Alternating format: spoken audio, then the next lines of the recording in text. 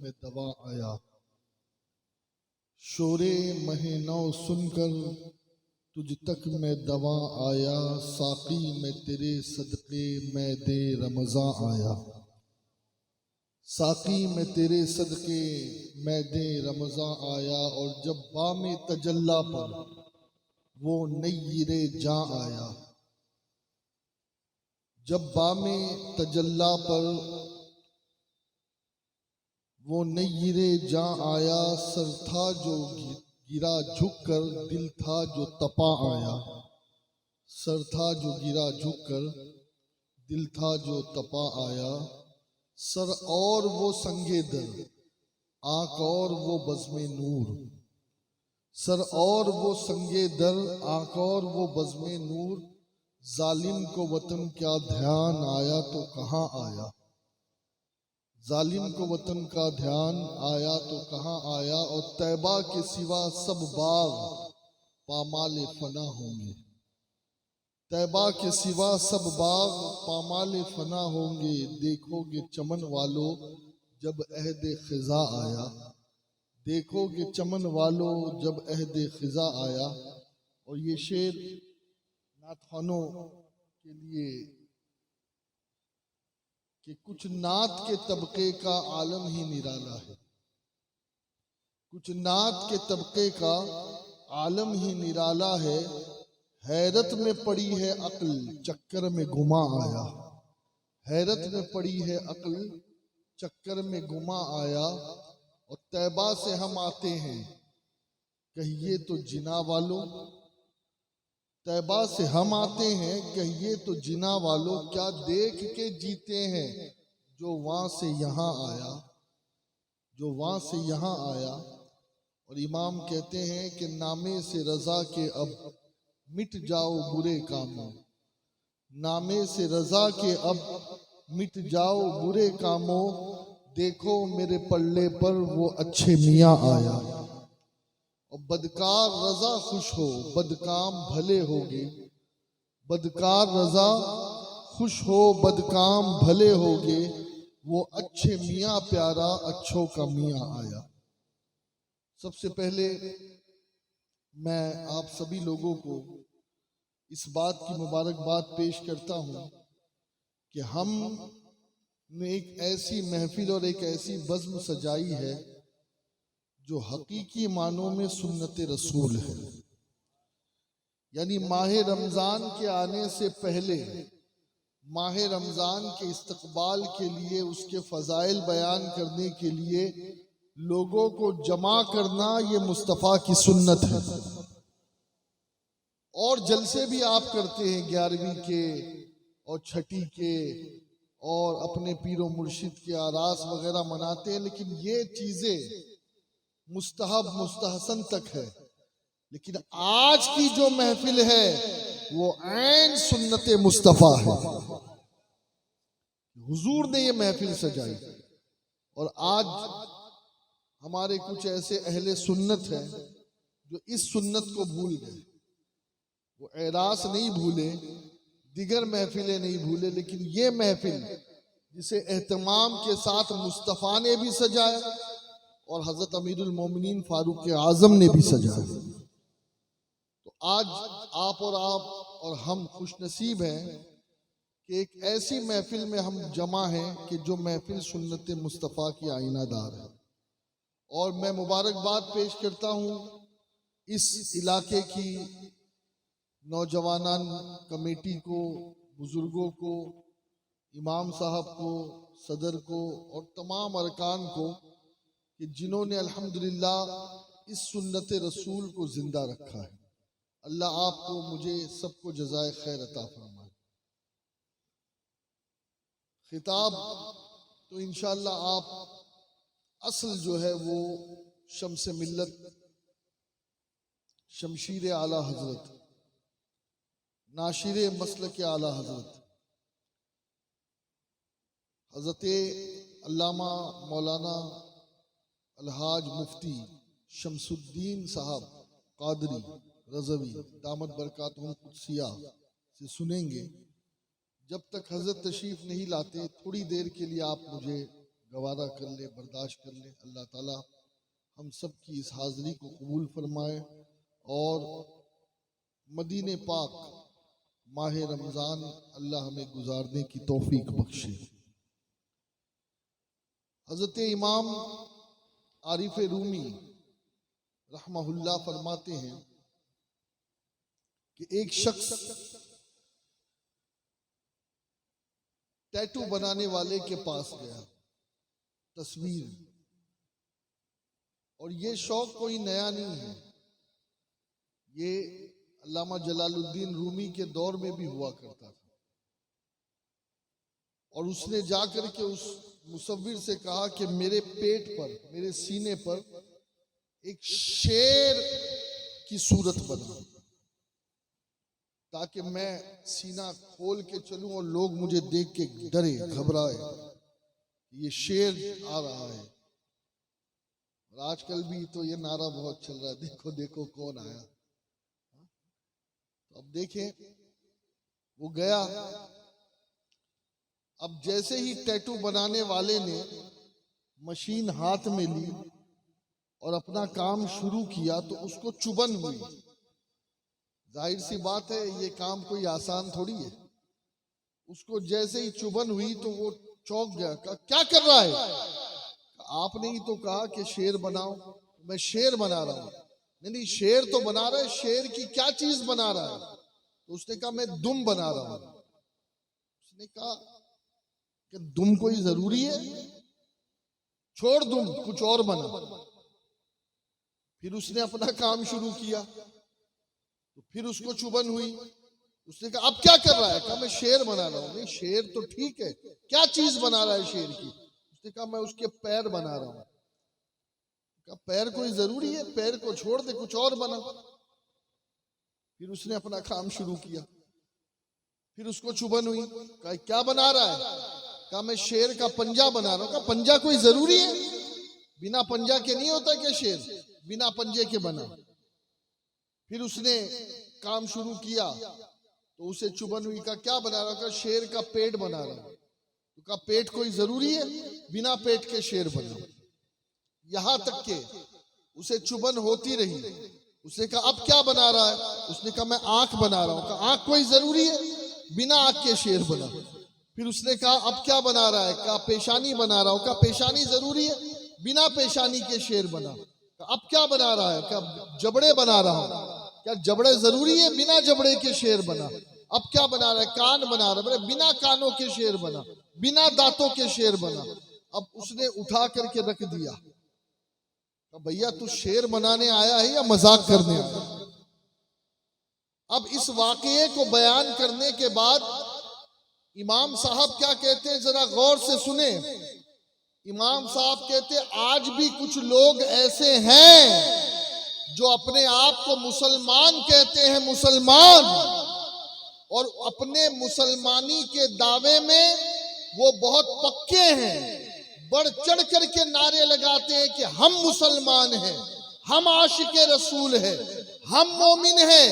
लेकिन उनका हाल यही है कि जिस तरीके से बगैर दुम के शेर नहीं, बगैर पंजों के शेर नहीं, बगैर जिस्म के शेर नहीं, बगैर जबड़ों के शेर नहीं, बगैर दांतों के शेर नहीं, बगैर आंखों के शेर नहीं, बगैर जबान के शेर नहीं, ऐसे ही बगैर नमाज के मुसलमान नहीं, बगैर हज के मुसलमान नहीं, बगैर रोजे के मुसलमान नहीं, बगैर ज़कात के मुसलमान नहीं, बगैर पर्दे के मुसलमान नहीं, बगैर सच के मुसलमान नहीं। याद रखे, मुसलमान किसको कहते हैं?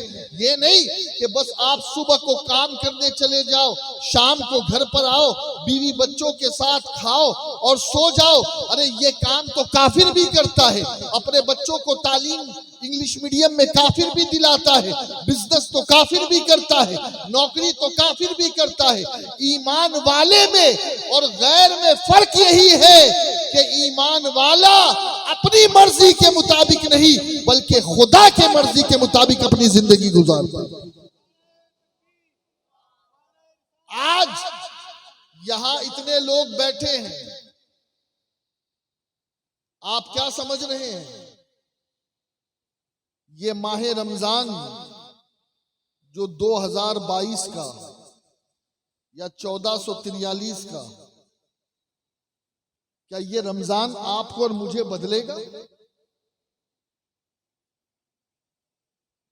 इंशाअल्लाह बोल लें, अल्लाह की मदद आ जाए तो फिर बात ही और है। लेकिन जो शवाहिद है ना, जो दराइक है, वो ये बताते हैं कि जो 40 और 50 साल में नहीं बदला वो इस रमजान में क्या बदलेगा। जिसे 20 साल गुजर गए रमजान में रोजे रखते हुए, तरावी पढ़ते हुए, ऐसी महफिलें सजाते हुए, लेकिन वो कहते ना कुत्ते की दुम टेढ़ी तो टेढ़ी रहेगी, वो सीधी होने की नहीं है। बड़ी माजरत के साथ मैं आपको निराश नहीं करना चाहता, या मैं आपको किसी अंधेरे में डालकर उदास नहीं करना चाहता, लेकिन जो हकीकत है वो हकीकत बताना भी जरूरी है। देखिए दोस्त अच्छा नहीं होता, दुश्मन अच्छा होता। दोस्त अच्छा क्यों नहीं होता? इसलिए कि अभी दोस्त थोड़ी देर में तारीफ करेगा और आपको अर्श आजम के पास पहुंचा देगा, जो आपकी औकात के बाहर है। और दुश्मन आपकी बुराई करेगा और आपको जमीन के अंदर धंसा देगा, तहतुस सरा पे पहुंचा देगा, जो आपकी हकीकत। इसीलिए सूफिया के नजदीक दोस्तों से दूर रहो, तारीफ करने वालों से दूर रहो, और जो हमेशा आपके अंदर कुछ ऐब निकाले ना, उससे करीब रहो। इसलिए कि दोस्त तुम्हें तुम्हारी हकीकत से दूर कर देगा और दुश्मन हमेशा तुम्हें तुम्हारी औकात याद दिलाएगा। और आका क्या फरमाते हैं? आका फरमाते हैं अल मुमिनु मिरअतु मुमिन, मोमिन मोमिन का आईना है। मोमिन मोमिन का, जोर से बोलो भाई। आप अगर काले कलोटे हो और आईने के सामने आप चले जाओ तो गोरे हो जाओगे? अरे बोलो ना। आपके चेहरे पे दाढ़ी नहीं है, आप आईने के सामने खड़े हो जाओ तो क्या दाढ़ी आ जाएगी? कोई औरत नंगी है, वो आईने के सामने चली जाए नंगी, तो क्या बुर्का पहन के आईना उसे दिखाएगा? नहीं। आईने का काम है जो असल है वो दिखाओ। और अगर मैं मोमिन हूं तो मेरी जिम्मेदारी है कि मैं अपने मोमिन भाइयों को, मोमिन बहनों को उनकी हकीकत बताऊं, उनकी असलियत बताऊं। मैं उन्हें धोखे में ना रखूं, उन्हें अंधेरे में ना रखूं। कहते रमजान बदलने के लिए आता है। कौन बदला आज तक? माफ करना, मैं चंद तारीफी जुमले कह के चले जाऊं, आप वाह वाह कहेंगे, बहनें भी कहेगी यार मौलवी बहुत अच्छी बयान करके चला गया, बहुत अच्छी तकरीर किया। लेकिन सुनो, जब तक के आईने के सामने नहीं आओगे उस वक्त तक के अपना असली चेहरा नजर नहीं आएगा। कितने रमजान गुजार चुके, आपने कितनी तरावी पढ़ाई है? दूसरी, कई लोगों को तरावी पढ़ते पढ़ते 40 साल हो गए, लेकिन मैं बताऊं आपको, अब तक के उनके चेहरे पे दाढ़ी भी नहीं आई। रमजान ने नहीं बदला उन्हें, तरावी ने नहीं बदला उन्हें, रोजे ने नहीं बदला उन्हें। कितने ऐसे लोग हमारे बीच हैं जिन्होंने झगड़ा छोड़ दिया, जो झगड़ा नहीं करते। है कोई ऐसा? हर आदमी झगड़ालू है, हर आदमी झगड़े को पसंद करता है। अभी अगर थोड़ी सी आवाज आ जाए तो एक मुसलमान दूसरे मुसलमान पड़ोसी को कत्ल कर दे, इतने बड़े हम झगड़ालू हैं। जबकि मेरे नबी फरमाते हैं कि अगर रोजे की हालत में कोई तुमसे झगड़ा करने आए तो तुम उससे कहना मैं झगड़ा नहीं करूंगा, मैं रोजे से हूं। गोया रोजा झगड़ा दूर कराने के लिए आया था। रमजान का महीना इसलिए आया था कि तुम्हारे अंदर से झगड़े की फितरत खत्म हो और सुलह की आदत पैदा हो। मुझे बताओ कितने लोग हैं जिन्होंने झूठ छोड़ दिया? कितने लोग हैं जो झूठ नहीं बोलते? सुनो, मेरे नबी फरमाते हैं, थोड़ी देर तवज्जो से सुनना, असल गुफ्तगू तो आपको हजरत अल्लामा शम्स मिल्लत की ही सुननी है।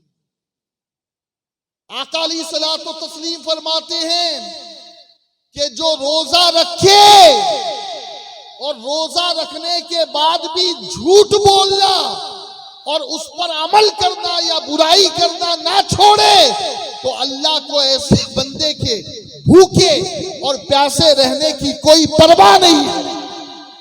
कोई जरूरत नहीं है कि आप भूखे रहो या प्यासे रहो।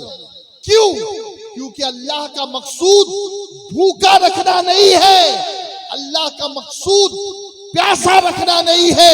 अल्लाह का मकसूद है लअल्लकुम तत्तकून, कि तुम सच्चे बन जाओ और गुनाहों से दूर हो जाओ।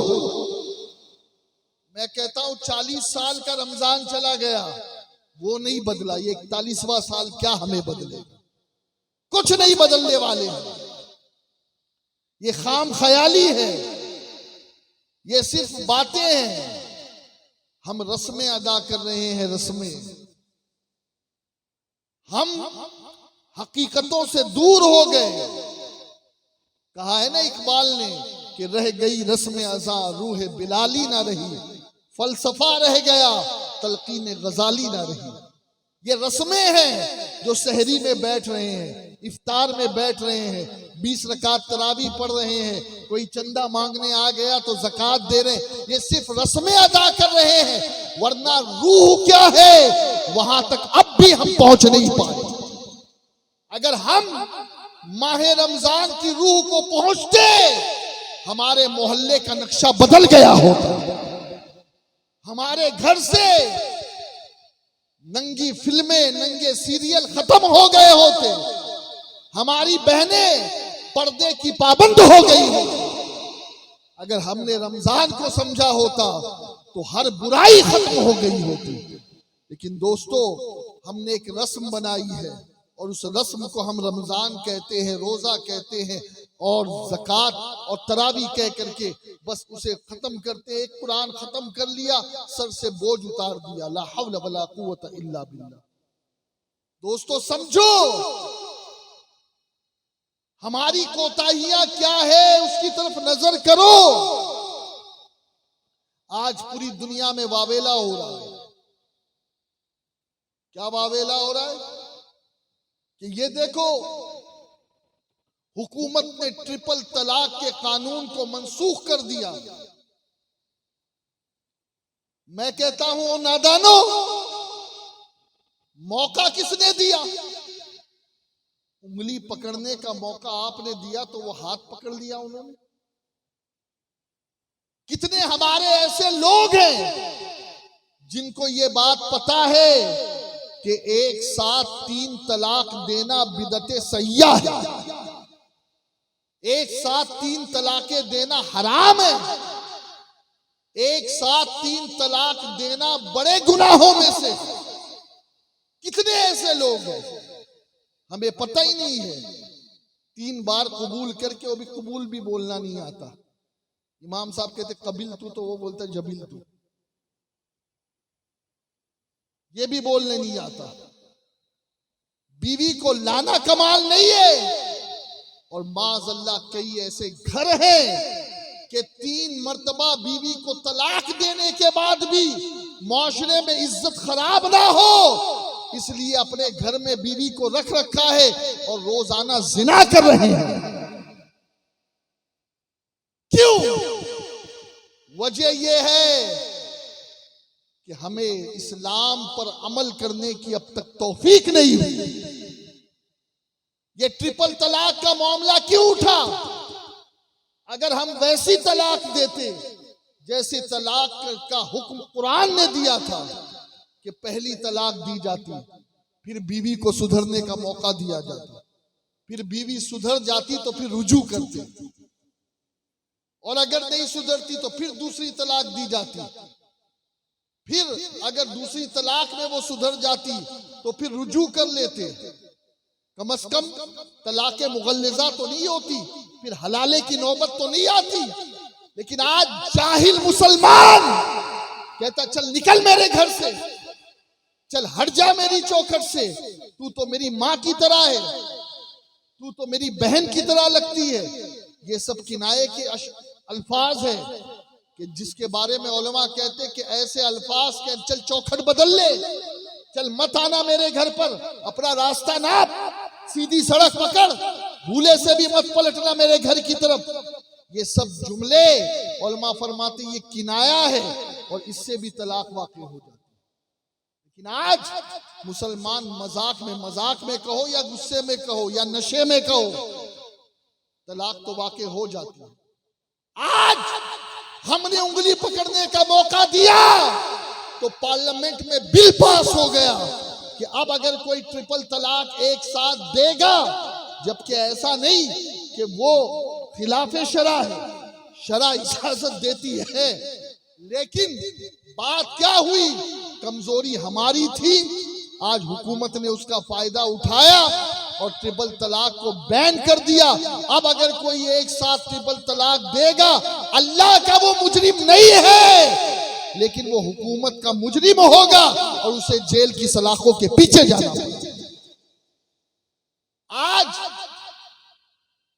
वावेला हो रहा है हिजाब पर, हिजाब हिजाब हिजाब। कई बच्चियां जेलों में चली गई, कई बच्चियों ने जो टीचर थी, जिन्होंने पीएचडी की थी, जिन्होंने बीएड और एमएड किया था, उन बच्चियों ने कहा हम हिजाब नहीं छोड़ेंगे, नौकरी को लात मार देंगे, नौकरी को लात मार देंगे। लेकिन क्या हुआ, एक तरफ हमारी बहनें नौकरी छोड़ रही है, एक तरफ हमारी बच्चियां कह रही है हम पढ़ाई उसी वक्त करेंगे जब हमें स्कूल में हिजाब पहनने की इजाजत हो, जब हमें कॉलेज में हिजाब पहनने की इजाजत होगी। वहां तो हिजाब के लिए बच्चियां शहीद होने को तैयार है, और यहां हाल ये है कि शादी के मौके पर किसी के सर पे दुपट्टा नजर नहीं आता। हद हो गई बेगैरती की। यूं तो बुर्का पहनती हो, यूं तो मौलवी के सामने बैठी हो तो मुंह भी छुपा रही हो, लेकिन क्या होता है जब तुम अपनी शादियों में गैरों की तरह अपनी ये बदन दिखाती हो, साड़ियां पहनती हो, तुम्हें शर्म नहीं आती? सर के बाल दिखाती हो, तुम्हें शर्म नहीं आती? तुम्हारी गैरतें मर गई, मौका तुमने दिया। और एक चीज सुन लो, मैं कह रहा हूं, इसे नोट करना, ट्रिपल तलाक के मामले में हम कमजोर पड़े, कानून बन गया। हिजाब के मामले में हम कमजोर पड़े, हाई कोर्ट का ऑर्डर आ गया कर्नाटका का कि कॉलेज या स्कूल में कोई बच्ची ना हिजाब पहनकर पढ़ने आएगी ना पढ़ाने आएगी। अब अल्लाह ना करे, अल्लाह ना करे, अगर मस्जिदों में जाने का हमारा यही हाल रहा जैसा कि अभी है, 100% आबादी है, उसमें से कितने परसेंट नमाजी है? ईमानदारी से बताओ, जल्दी बताओ यार, जरा जोर से बोले।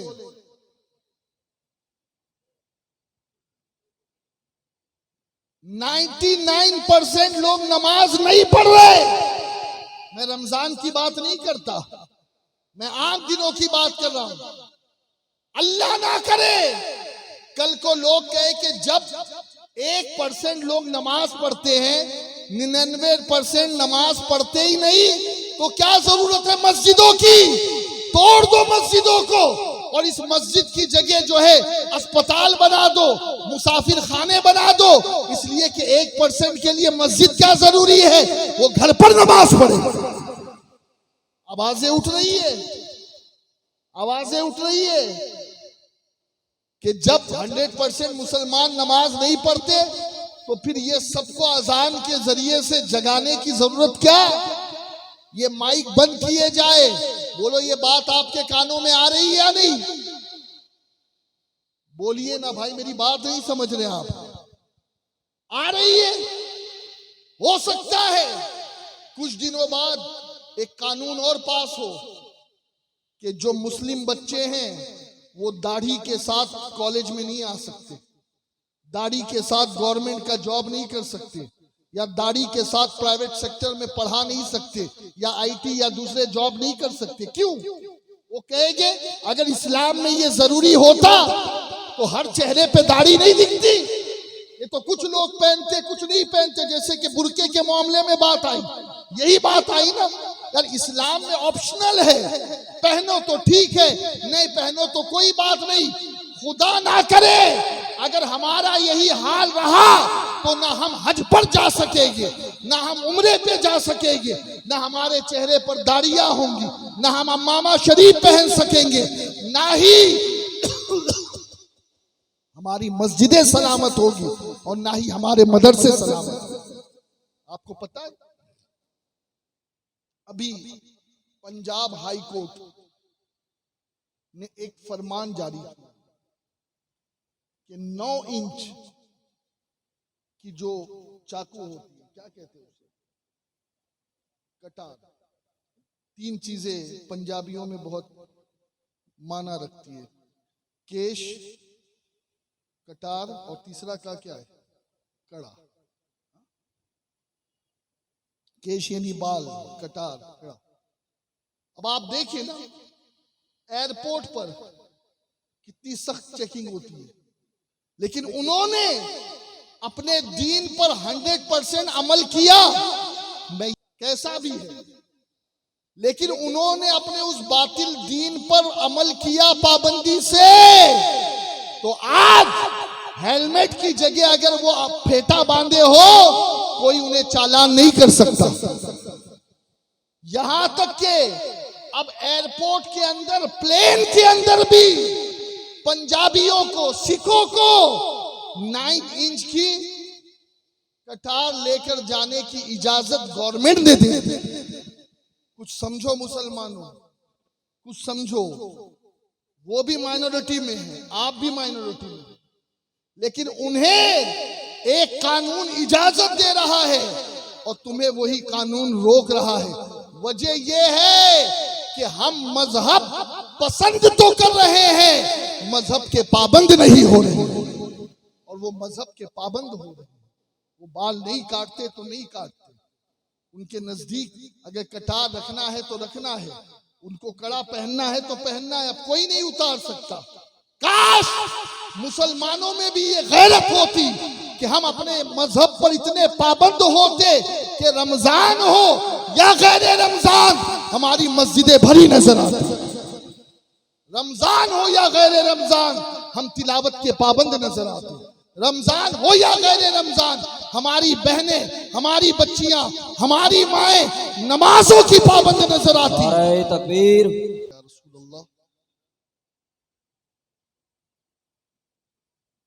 एक एक चीज हमारी माइनस होती जा रही है।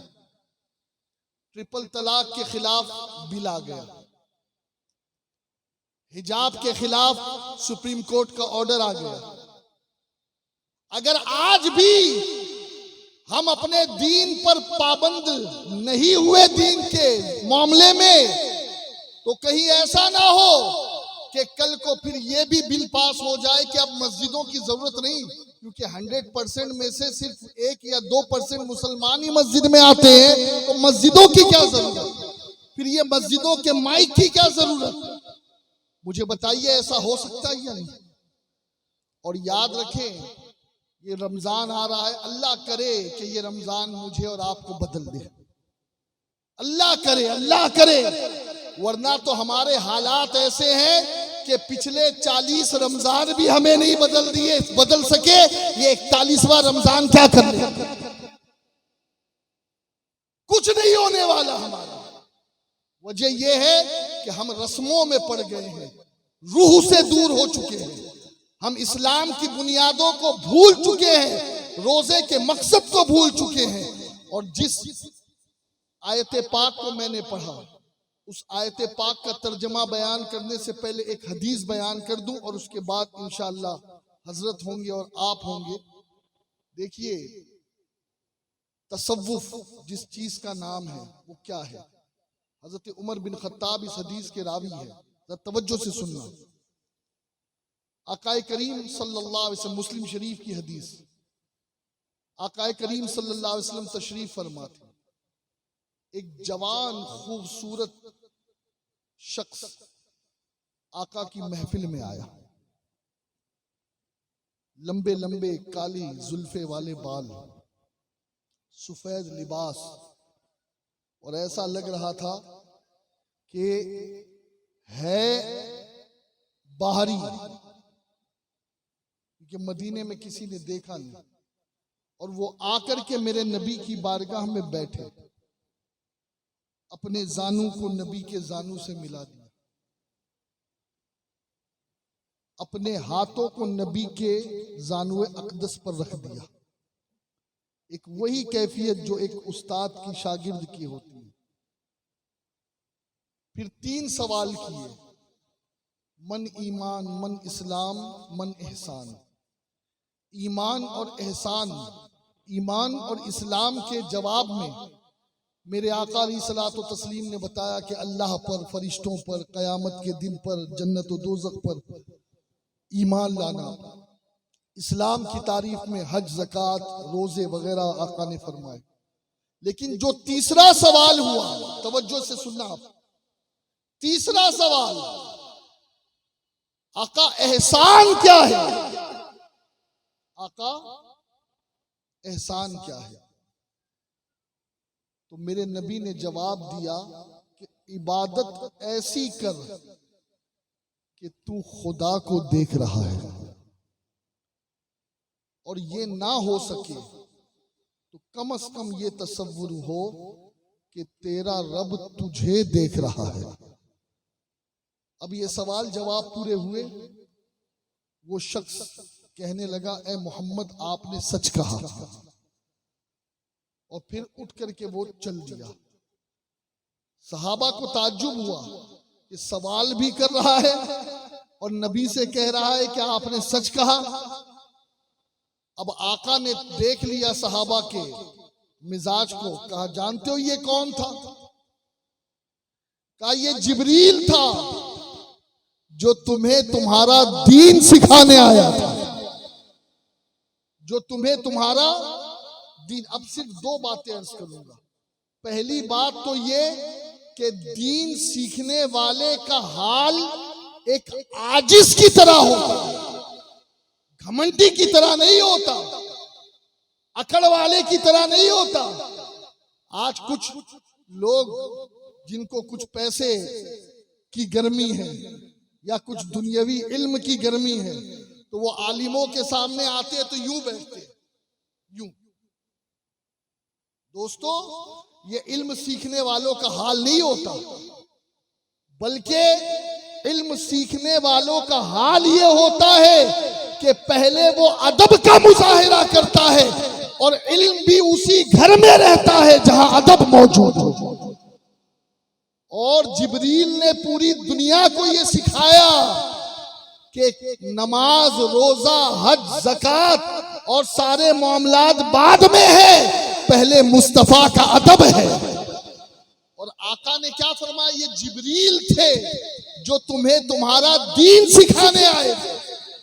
गोया पता ये चला कि दीन में नमाज, रोजा, हज, ज़कात बाद में है, पहले मुस्तफा का अदब है, अदब है, अदब है। अगर मुस्तफा के अदब में कामयाब है तो नमाज भी कबूल है, ईमान भी कबूल है। और अगर अदब में कोताही है तो फिर आगे कुछ भी कबूल नहीं।